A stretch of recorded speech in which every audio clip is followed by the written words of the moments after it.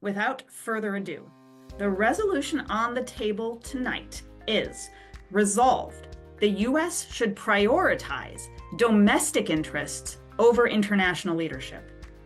So we have to help the country first before we can go abroad and help people internationally.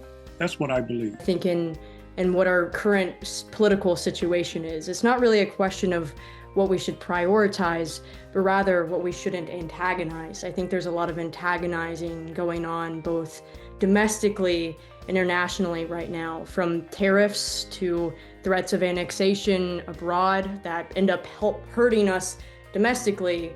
I do think there is something to be said for, specifically for us, returning to a position of focusing on our domestic interests. We have always been a generous country. I don't think you have to choose. In fact, we've already chosen. We spend more money domestically, but it is very important. We can do both, and we will always need friends throughout the world.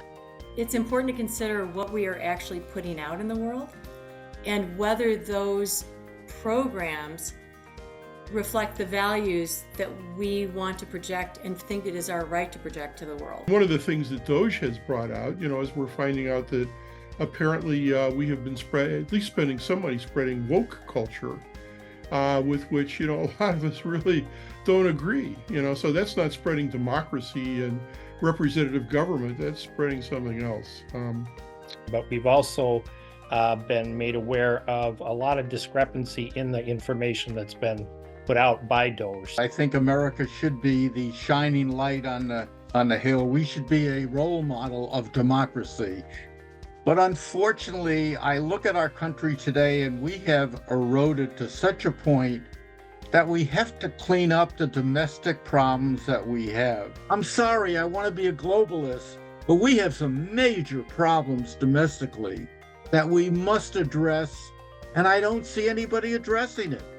USAID counts for about 0.5% of the US budget, so a very, very small percent of all the money that we're spending, and it's crucial for the health of people around the world in fighting our deadliest diseases. And not only does it affect people in these poor countries, it affects us as well, because as we've seen with the spread of COVID, that diseases don't pay attention to borders. I believe on Iraq, we managed to spend about $1 trillion.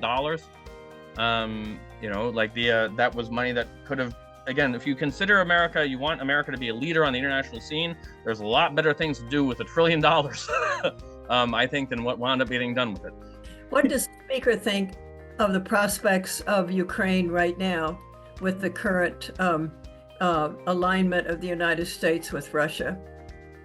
Hopefully the good that can come out with what Trump is doing is making Europe step up to do their own defense rather than us paying for them.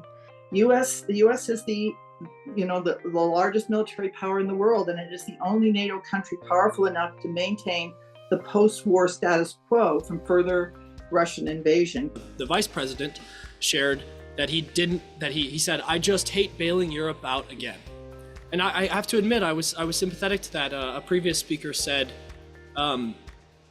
that if there's good that comes of this, it'll be getting Europe to stand taller, to bulk up its efforts.